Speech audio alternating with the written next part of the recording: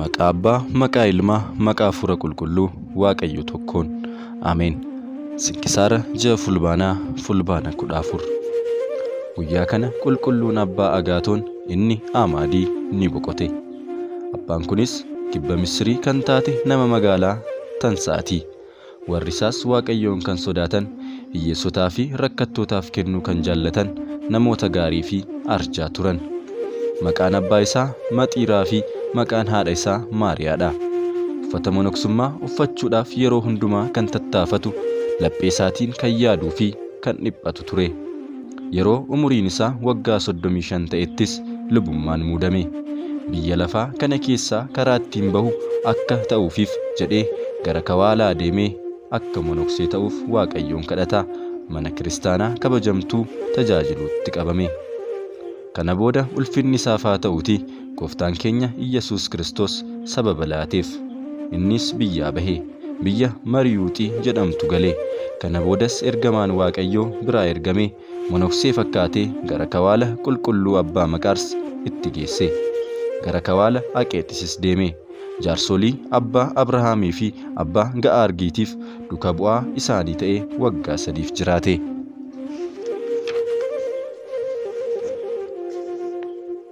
Kana boodas mana qulqullummaa Abbaa Yohaannis fuuldura dhaabanii uffata monoksummaa fi askeemaa isaa irratti guyyaa 3 kadhatanii itti uffisan.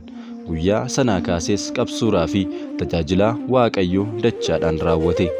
Qabsuurri isaas yeroo hundumaa guyyaa fi halkan soomaa fi kadhachuun amma gogaan qaama isaa lafee isaa wajjin walitti maxxantutti afata tokko malee lafa duwwaarra ciisu ture. Yeroo hundumaas kitaaba qabsuuraa Abbaa Simoon isa Amdii dubbisa ture. Hinaaffaa hafuura waatiin guutamee jireenya qabsuuraatti qabamee jiraachuu yaade. Abboota ulfaatos mariisise.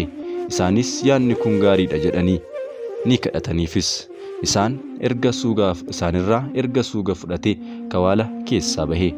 Gara biyya Siikaa jedhamtu kan jireenya addunyaatti dhiyoo taate deeme mana kiristaanaa xiqqoo tokko keessa taa'e. Amantoonnis utubaa tolchaniif. Innis utubaa sana irra ba'ee tajaajilaa akkasumas qabsuuraa waggaa 50 kan ta'u dhaabbate. Bara sana keessas namni seexanni irra bulee tokko ka'ee namoota baay'ee dogoggorsiise. Namoonni sunis mana kiristaanaa keessa taa'aa ummanni barumsa isaa hordofan immoo damee mukaa qabatanii itti marsanii taa'u. Abbaan Agaatoonis waamsisee irratti kadhate.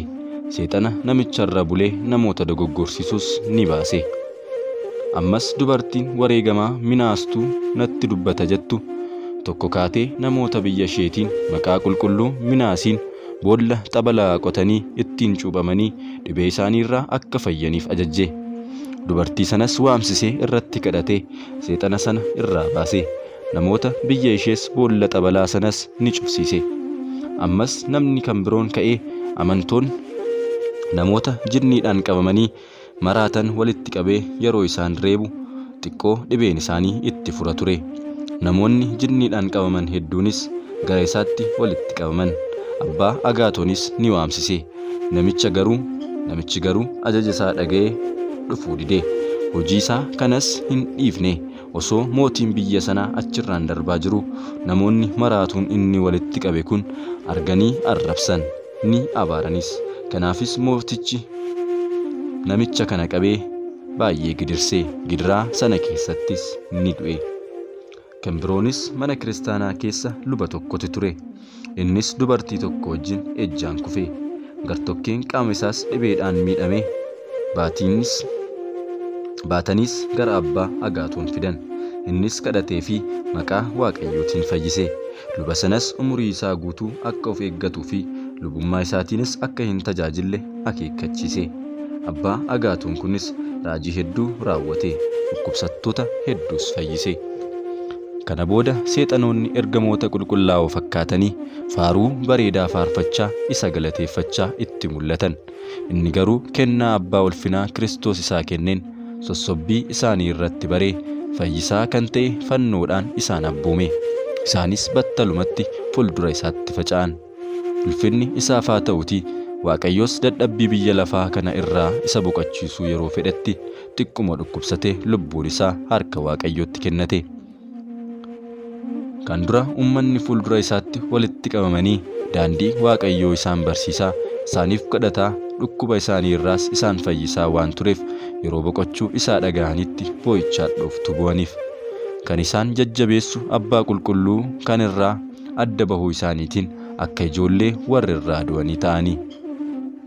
Guutummaan umurii inni jiraatee waggaa 100, waggaa 35 biyya lafaa keessa jiraatee, waggaa 15 kawaala keessa jiraatee, waggaa 50 utubaa mukaa irra jiraate.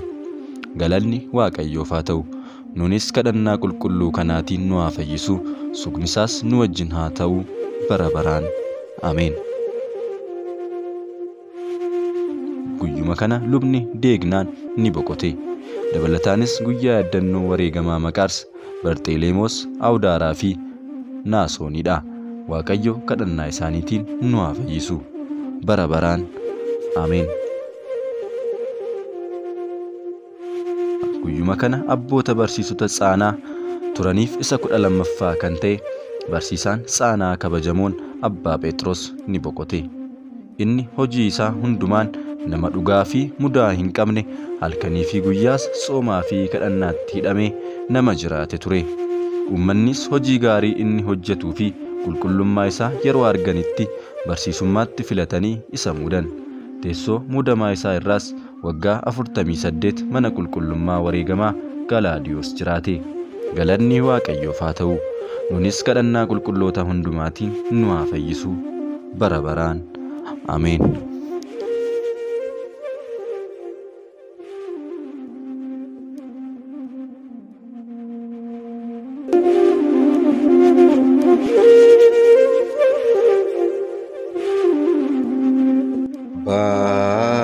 Keenya samiirra kan jiraattu maqaan kee haa galatamu, mootummaan kee haa dhufu, jaalalli kee samiirra akkuma ta'e akkasumas lafarratti haa ta'u. Soora keenya har'aaf ga'u nuuf kenni, yakka keenyaas nuuf dhiisi, nutis kan nu yakkaniif akkuma dhiisnu qorumsaatti nu galchi, hamaarraa nu oolchi malee. Mootummaan kan keetiyoo, humnis galannis bara baraan. Ameen. Yaa giftii keenya dubaroo Maariyaam, nagaa ergamaa Gabriel qulqulluutiin nagaa siin jenna. Yaada keetiin dubaroodha, foon keetiinis dubaroodha. Yaa haadha Waaqayyoo, siif galanni haa ta'u. Ati dubartoota keessaa kan eebbifamtedha, firiin gadameessa keetiis kan eebbifamedha. Kennaan kan guutamte gammadi, Waaqayyoon si wajjin jira. Jaallatamaa ilma kee gooftaa keenya Yesuus Kiristoos irraa araaraa fi dhiifama nuuf kadhadhu, cubbuu keenyas akka nu dhiisuuf hanga bara baraatti. Ameen. Galanni haa ta'u Abbaaf, Ilmaaf, Hafuura Qulqulluu bara baraan. Ameen.